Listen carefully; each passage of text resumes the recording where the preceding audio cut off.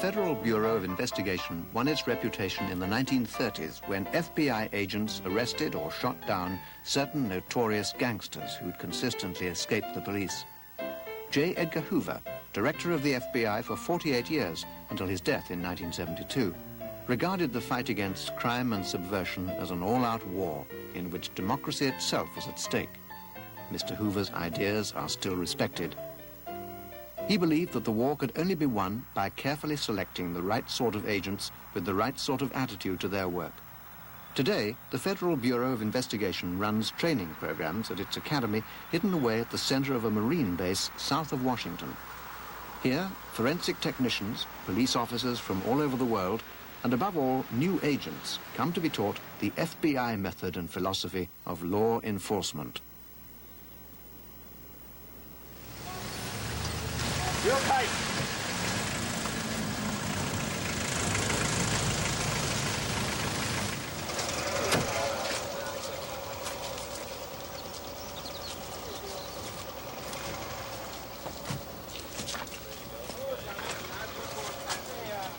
Your last name, please?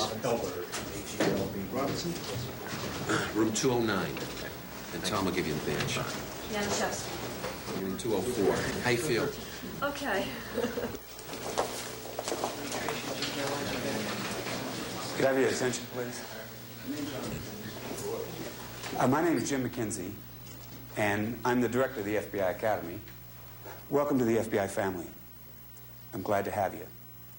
I know that your average age is about 30. I know that most of you have waited a long time to get here. This is not a university.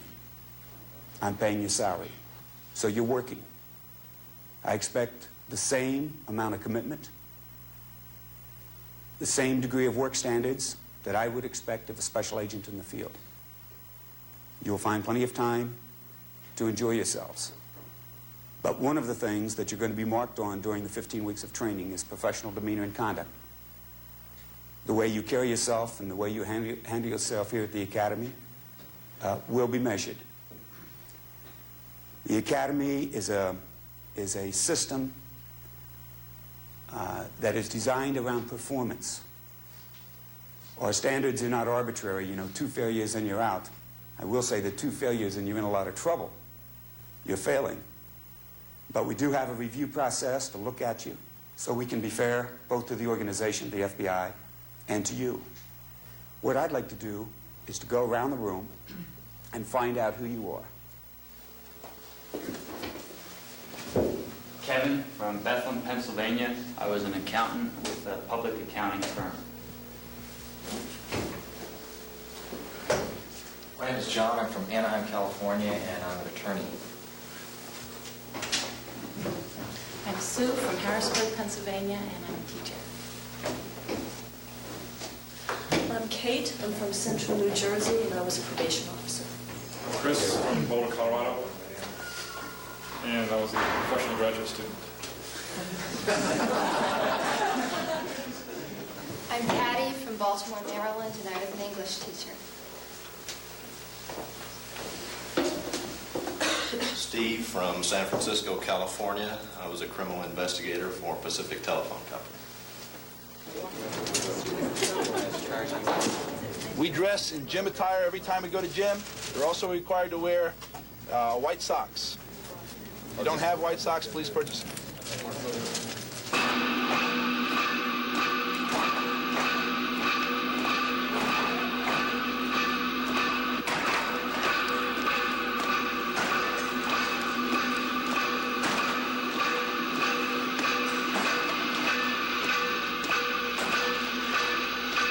John Smith will demonstrate.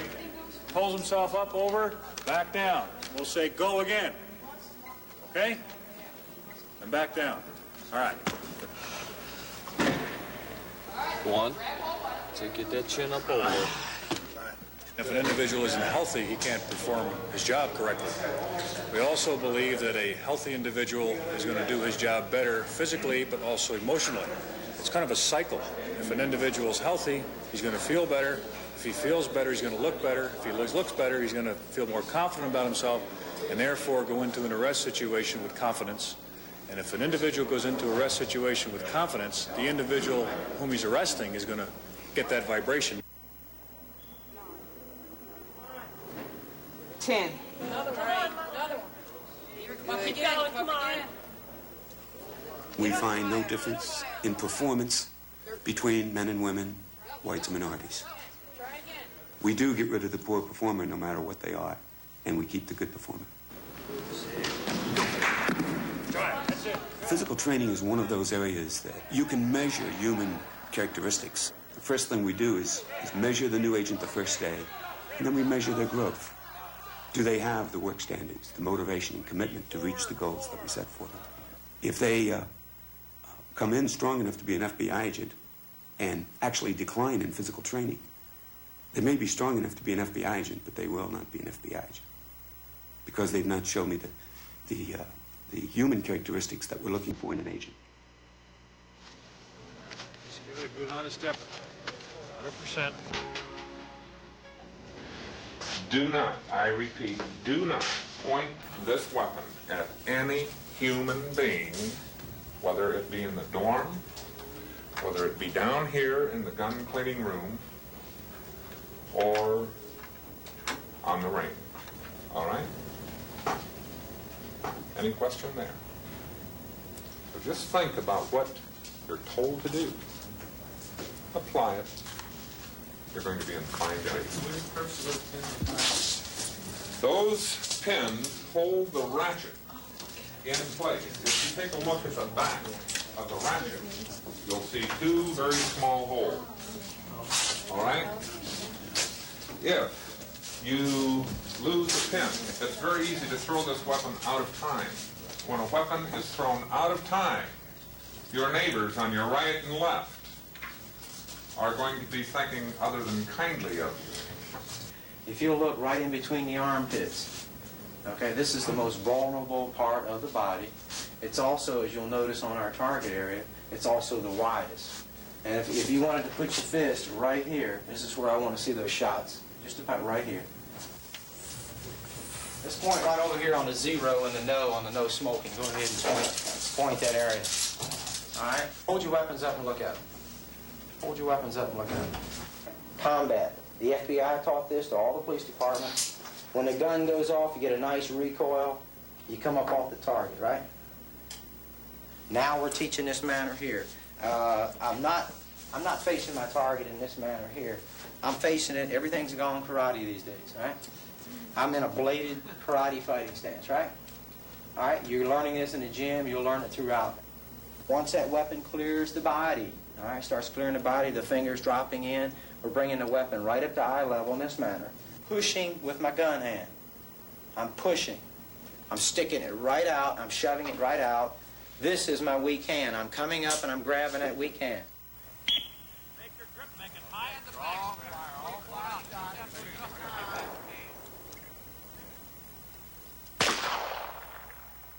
We don't shoot to wound or shoot to scare. Our agents are trained, and that situation calls for the use of deadly force to hit the body, to hit the center mass. If you don't train that way, and you have people trained to wing or to disarm with a gun, you increase the likelihood of endangering the lives of other innocent citizens. Let's do this on. Bill? 32. All right, you're finding out. You're finding out. No problem. Crawl before we walk, right? Right. Gary? 49. You blew one. Yes, sir. You don't do that anymore. Yes, sir. All right.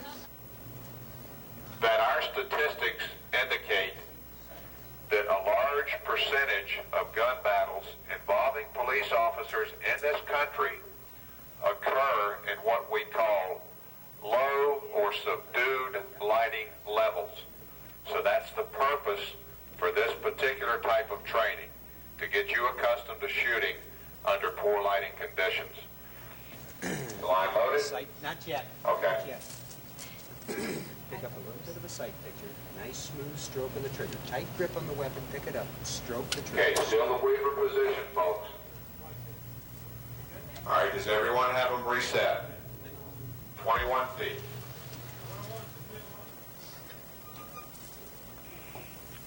Line loaded now?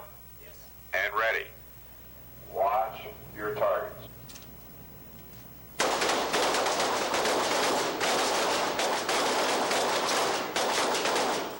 Okay, unload, holster safe and empty weapon.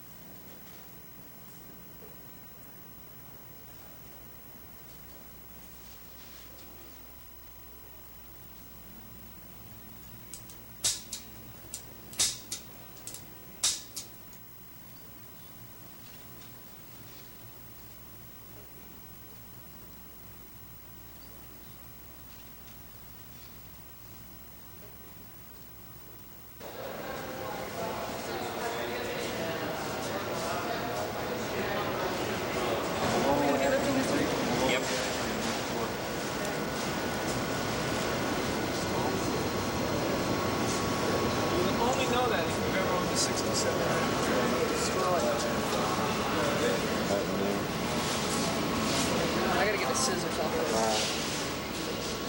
An FBI agent's job is basically looking for addresses. What we really do is we interview. We interview people. Interpersonal communication skills are very important. And being able to not only communicate, but then to write down those facts in a very accurate fashion. And that's 95% of an agent's job. Hello? Hello? Oh, Mr. Smith, Yeah. you open up, please. What for? We're at the FBI. Can you open the door, please? The what? The FBI. Huh. I'd like to ask you some questions. FBI. What's that? Federal Bureau of Investigation. I'm Special Agent Gray with the FBI. Uh-huh. Special Agent Little with the Federal Bureau of Investigation. We'd like to ask you a few questions, please. What about? I ain't no trouble, am I? No, sir, you're in no trouble. May we come in, please? Sure. Sure.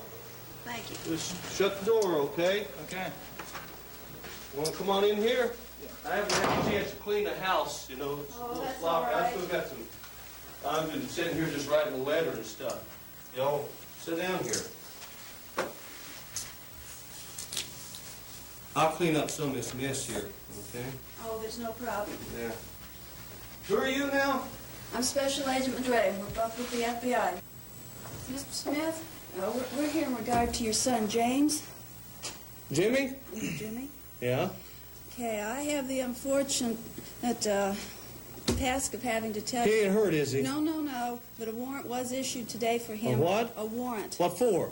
Murder. What'd he do? You been in trouble again? Yes, he has been. Oh, He's been charged jeez. with murder, rape, and kidnapping. Huh? Oh, come on. No. Yes. No. And we were No. wondering if you might could just help us out a little bit. You said what? I said murder, rape, and kidnapping. Of who? Of Martha Cummings. Don't know her. When did you last see him? Well, I ain't seen him for a long time. About how long has that been? Long time. A week, a month, year? You come in here telling me my son raped, murdered, and No, we didn't kidnapped say that, somebody. sir. We just said it. Well, I heard what she said. She said it right from her mouth, that he was raped and kidnapped and murdered somebody, and that there was warrants for his arrest. There's warrants for his Now, arrest. we live in America. As the court will That's- decide his guilt or innocence. It kind of looks like somebody's already decided. No one's decided. Oh, it's just our job to find out where he is so he can have his My day only in court. boy. Go before the That's judge. my only boy. You can cut that off back there, okay? You didn't make it easy. No, it's not easy. It's my only son. You came in all right off the bat, if you think about how you opened it up. Say, well, look like we're a little problem here, Mr. Smith. Your son raped, murdered, and kidnapped a woman. I just couldn't think of a way to gently tell somebody that their son was charged Well, with that. it's you know, the thing is you know, when you do go into a situation, you have to size it up. One of the things that you've had in class and that they talk about is rapport setting, rapport building, find a common ground, you know, get me talking a little bit, and then kind of interweave, you know, what the situation is. You know, eventually I'm going to come around and ask, and I do have a right to know. That's true.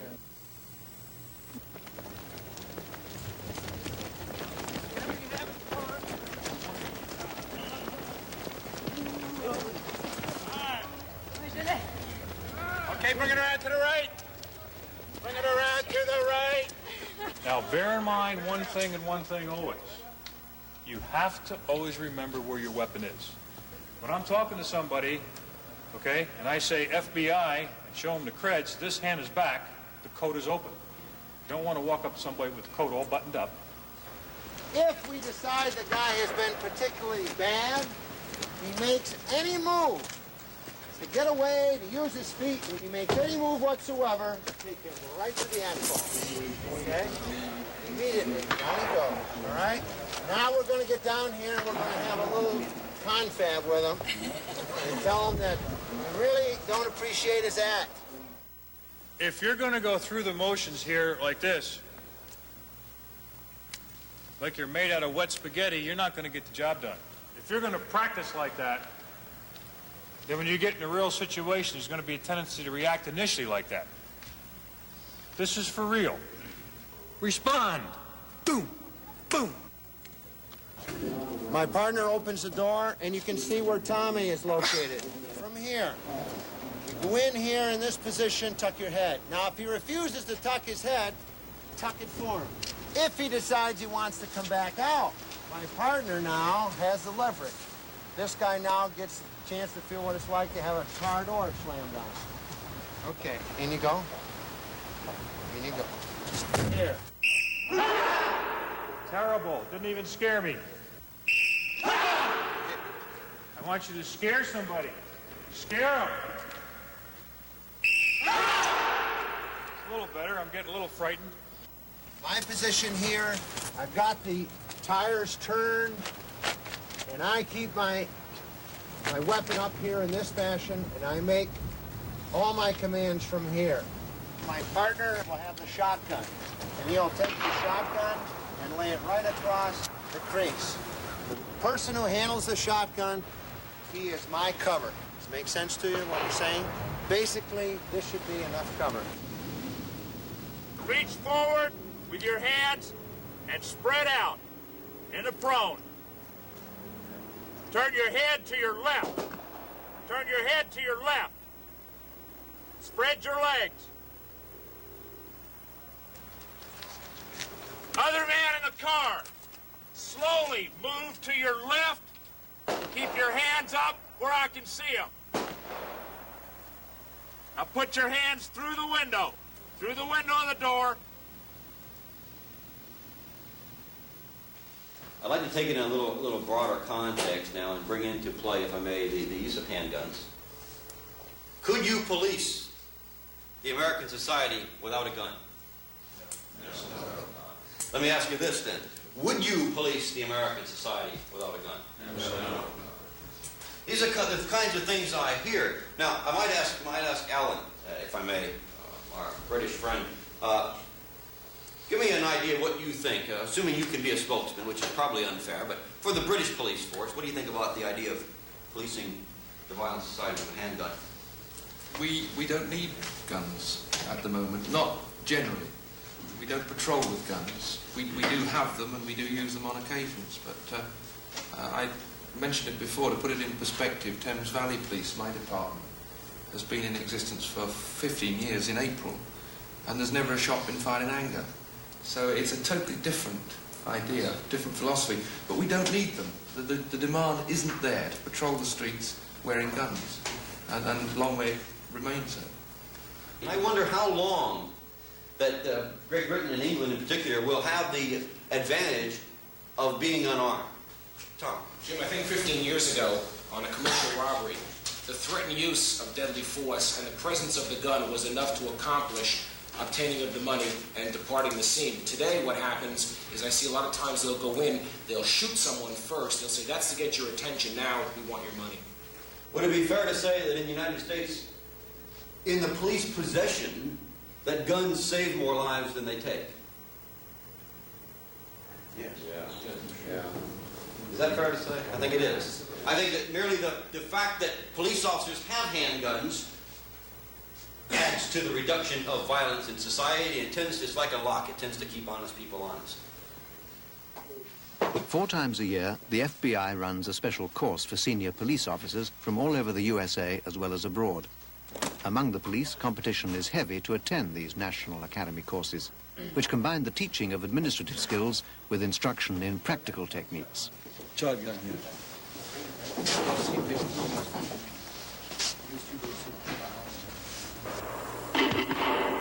Yeah, you're coming up on that stock a little bit. That head down towards that thumb.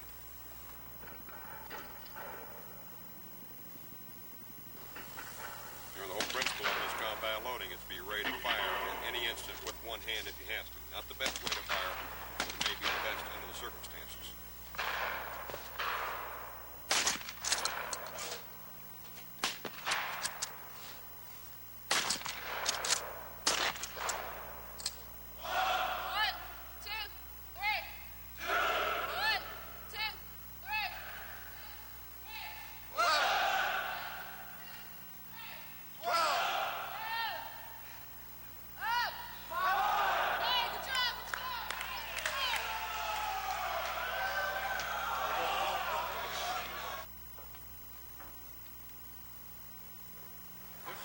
Simulating the helicopter skid. Let's say that we have to rappel down. However, once we get down 6 feet or so, there's a ledge that we have to negotiate. The natural stretch on the rope will ease you out over the edge. Flex your knees a little. Beautiful. Good. Look over your shoulder.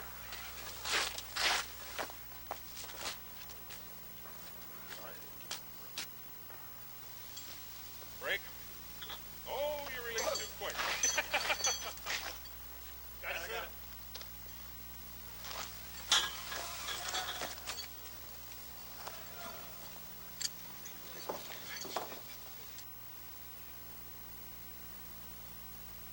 The Academy also runs technical courses for specialists. This is an argon ion laser. The laser is responsive to the vitamin B1 or riboflavin, which is present in the sweat at the time the object is touched. The laser itself is illuminating at between 550 and 625 nanometers on the visible spectrum. The human eye can only see up to approximately 540 nanometers. So what we're going to have to do to see the latent fingerprints as they do luminesce, we're going to have to give you a pair of goggles that will allow you to see into the higher nanometer range. If we could have those lights, please.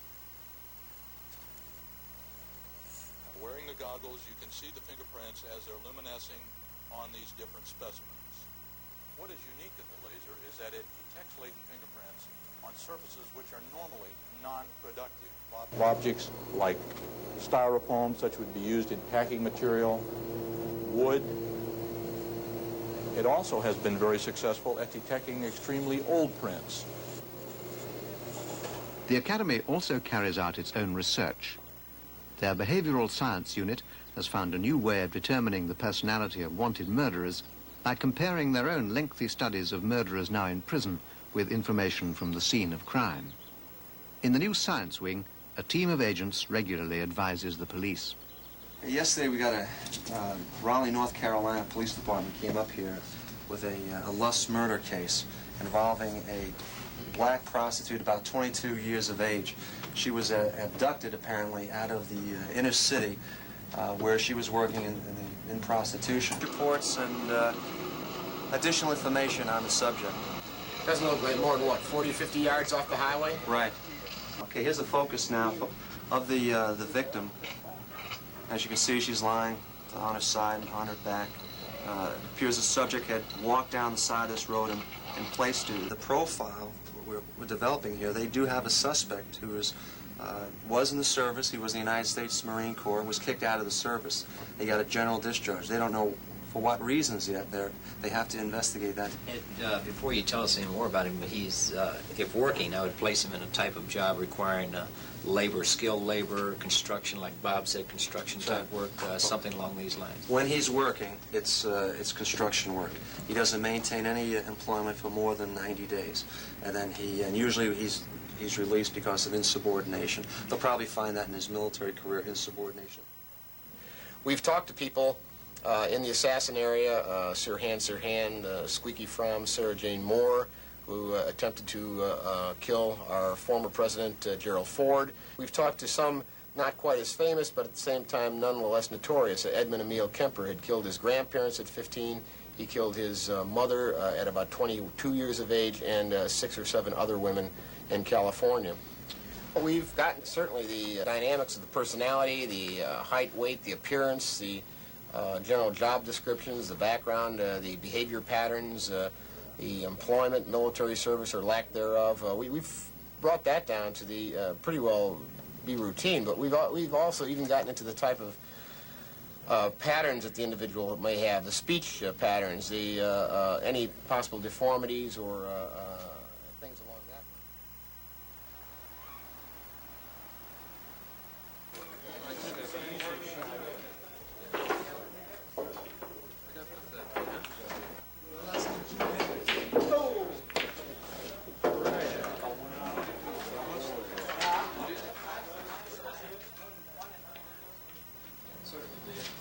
Justification for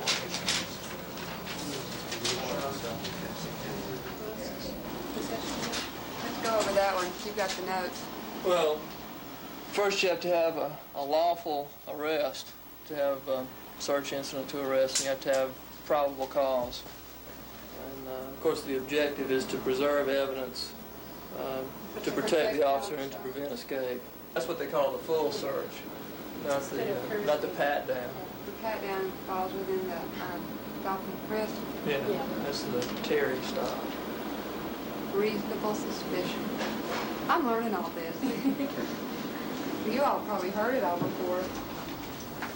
We have performance-based standards. We want to give them the knowledge in the classroom, test them on it, and then put them in an actual situation to see if they have learned their lessons.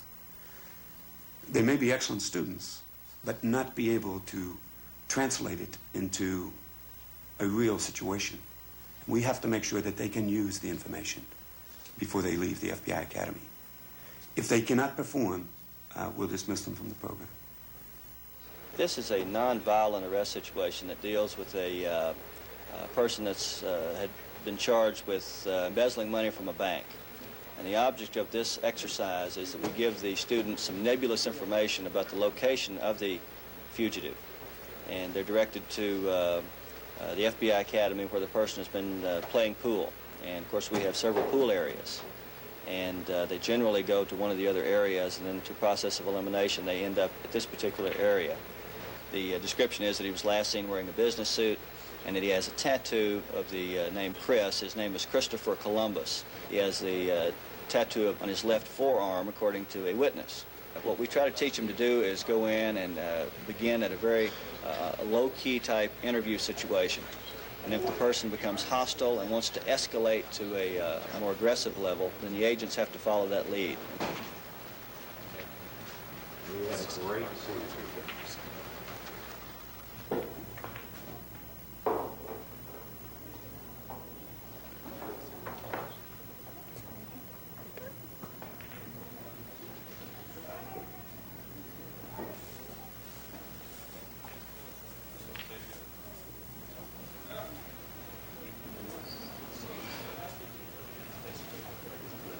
Who are you? What do you want? It's Paul Gardner with the FBI. Would you mind stopping your game for just a minute, please? Well, you can talk to me. Go ahead. What do you want? We have what's going on? Man's arrested. fits your description. We would like to see some identification, please. Who is he? I don't have any identification. Man's name's Christopher Columbus, sir. No. Okay, well, what is your name? All right. Jim O'Brien. What's your name again? Elaine? Elaine Jackson. And what's yours? I've taken all the individuals in the pool room and they've separated them to keep them from being able to band together to be a danger to the agents. If you notice, the agents are always at least 2 on 1. Stand back over there. Who are you? And wait over there. Especially the FBI. Hey, I'll wait here. You handle Let me tell you something, Bub. You're making a big mistake. I just want you to know that. I want you to know that. Sir, roll your arm up on your sleeve right now. Would you like to spend the night in jail this evening? No, I don't, but I'm not going to spend the night in jail. I didn't do anything. I didn't do it. Now, they've taken our suspect and they've looked at his shoulder. Once the subject is arrested, then the agents should try to do the best they can to calm the situation and leaving everybody as happy as they can. These situations do get extremely confused. That's one of the things we want to teach them, is that it is a very confused situation, and they have to go in and take control right away. Chip their names and don't let them leave.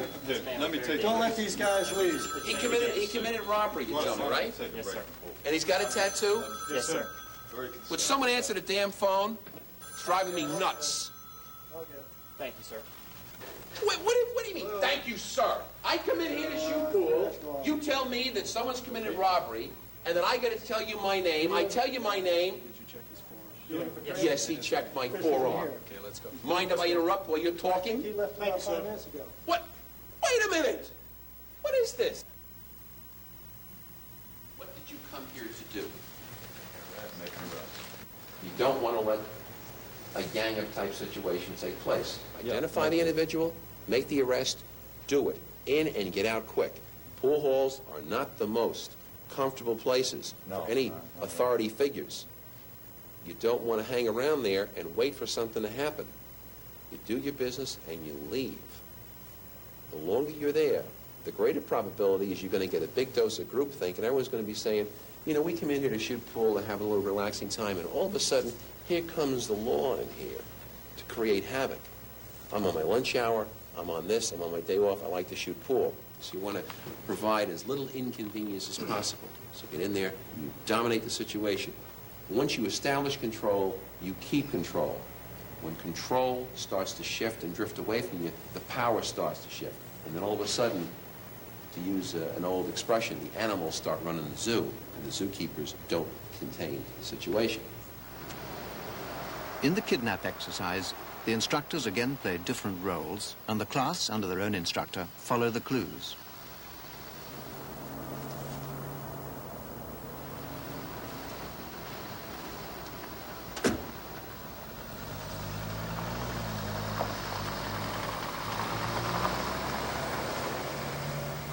In the first part of the exercise, the father of the victim delivers ransom money to a pre-arranged site. And as long as the victim is in the hands of the kidnappers, and therefore at risk, it is the task of the class to remain invisible, and yet maintain a close surveillance on all action and suspects. Number one, why don't you get in a position to block one of the other exits in case this guy takes off. 10-4, number one. We don't have the victim. We don't have the money. And we don't have any subjects in sight.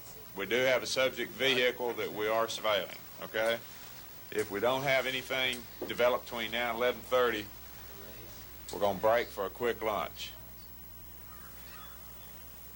3 hours later, the class was told that the victim had escaped and been able to describe the place where the kidnappers were hiding up. Under normal circumstances, attempts would be made to starve the kidnappers out, but for the purpose of training, a more direct approach was planned. Now then, we're going to make a raid to get the bad guys. I'm going to let you make the planning of it. I'm not going to get involved in that. It's going to be your plan. The only thing being, you're going to have to use everyone. You'll have the 2 shotguns, your handguns, you got a bullhorn, you got binoculars, and you got 10 pair of handcuffs.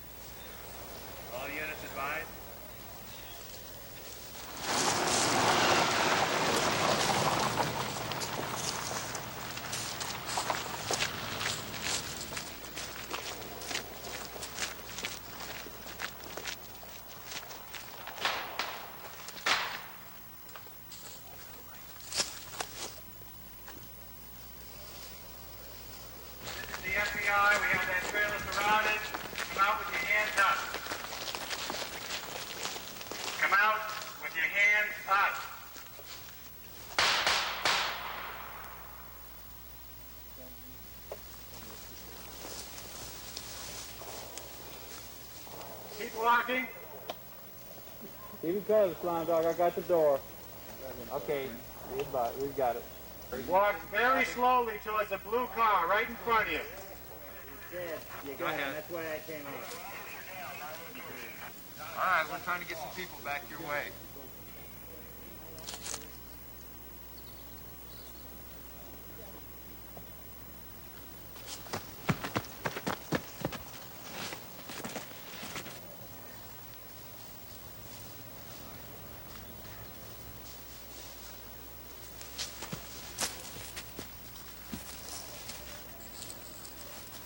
You in the trailer, this is the FBI. Come out with your hands up.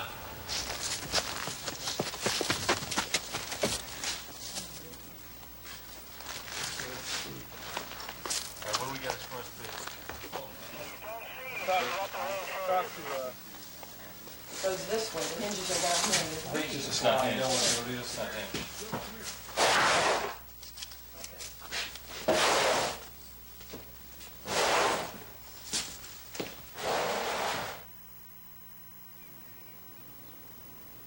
We talked about the objective in a kidnapping case. What is the number one objective? Save the baby's life. So what is number one rule in a surveillance? Well, you don't want to get made, right? I left the coffee shop, walked through the student lounge. One of you was on the telephone. Maybe it was one of you, I don't know. But there was a guy on the telephone, looked like he belonged. Didn't bother me. And I saw first man with the radio, right there. Thereafter, I saw all kinds of people with radios. No attempt at concealment. Basically employing what I call the peekaboo technique of surveillance. That is, you try to look like a wall, or you try to look like a tree.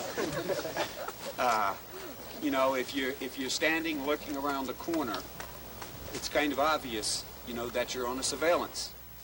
And that's about as far as it goes, unless you have some observations about what I've said. Because I only see it from one side. Is that basically the way you saw it? Right. Right. Good boss, right? Right. Did you go back to the area where I was parked? Right. Did you search that area? Yeah. Did you find anything? No. You better, you better search it again. A tire track. There was a little note thrown out of the car. Might have given you a little help. All right, after I picked up the money in a package and I left the area, your car passed me going in the opposite direction. Then where did I go? What happened then? At that point, what happened was radio confusion in the CP. The moving surveillance vehicles became confused as to whether or not anyone was following who or who they were supposed to follow. As Miss McKenzie said, it is to be a very, very discreet surveillance. In that regard, you were about as discreet as you could possibly be because you weren't there most of the time. You were hamstrung because we didn't give you chemical agents. In this type of setup where the hostage gone, that type of building, that place had been full of gas. That's what you probably would have used. Administratively, you couldn't use out here, so that hurt you a little bit. Camouflage. I don't know if you got a chance to look at yourself in the woods. The blue is absolutely terrible for a wood situation. It's the worst color you can use for the woods. It's dark, but boy, it sticks out in the woods. So dress according to the place you're going to go. Your approach, because of the blue, they saw you coming, way back through the trees. And take a look at some of these trees here, and take a look at your body frames. Little trees do not hide big bodies. Well, they made a lot of mistakes, to be quite honest with you. I can still recall the mistakes I made in my practical problem 18 years ago. We had a situation where some of the instructors were held up in a building. And I don't believe it was a kidnapping case. I think it was a bank robbery case. And I gave him very lengthy instructions on how to come out of the house. And he said, "What'd you say?" And so I had to repeat the whole thing. I repeated the whole thing about 2 more times, and he kept saying, "What did you say?" And I eventually got the message that short, concise instructions what we're supposed to give. And incidentally, I've been in that situation where I've had barricaded subjects. And I gave them 5 minutes to come out of the house. They came out in 5 minutes. Very crisp instructions. You never forget those mistakes you make in training school.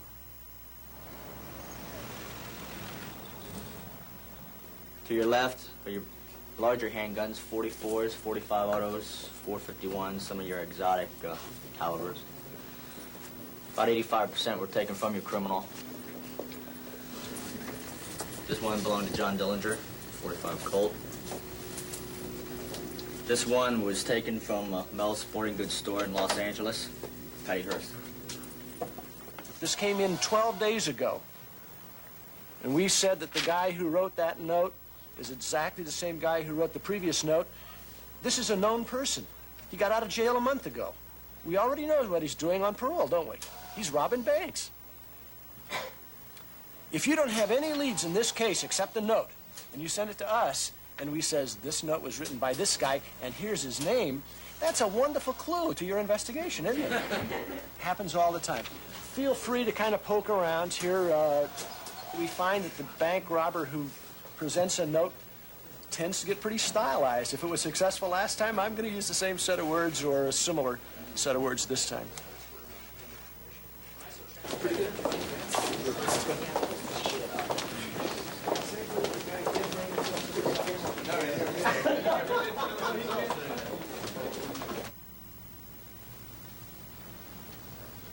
This is a larger group than usual, and I guess it accounts for the growth that we're now experiencing for the drug task forces and the authority to take additional agents on board. Well, I know you've been told about our principal priorities of foreign counterintelligence and organized crime and white-collar crime and terrorism. You'll go back to your field offices where you were sworn in for at least 6 months, and you will be asked to do a lot of things, not just those top priorities. We have about 200 federal programs.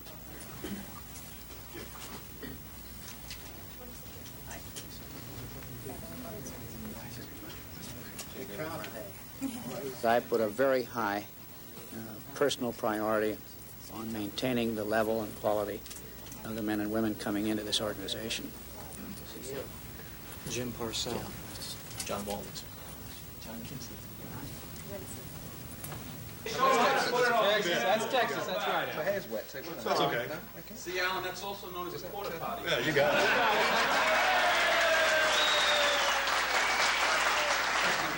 Certainly, I shall treasure this. I don't know whether I shall actually get the nerve to wear it down the High Street, Oxford, but I think I might just once.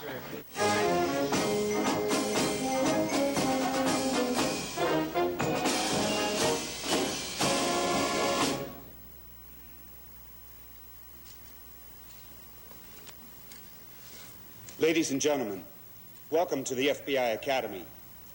We are pleased to have you here for the graduation of the 132nd session of the FBI National Academy.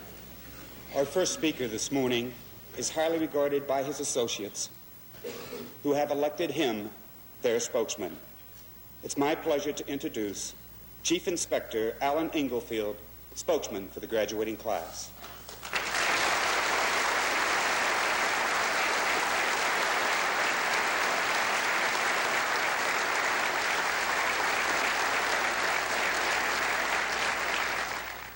It hardly seems 11 weeks ago that 250 slightly nervous and very hopeful students entered this auditorium to hear what was expected of them.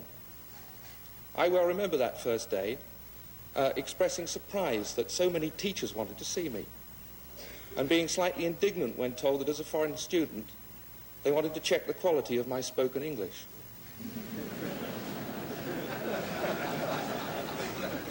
I claimed then probably to be the only one here who actually spoke the language.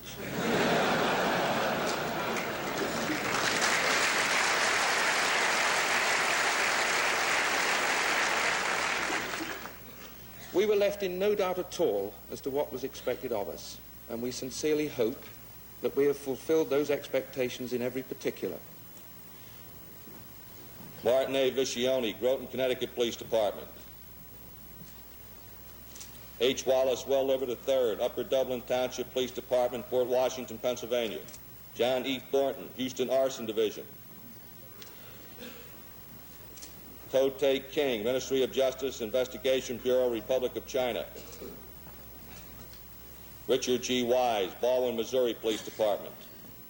Alan John Englefield, Thames Valley Police, England.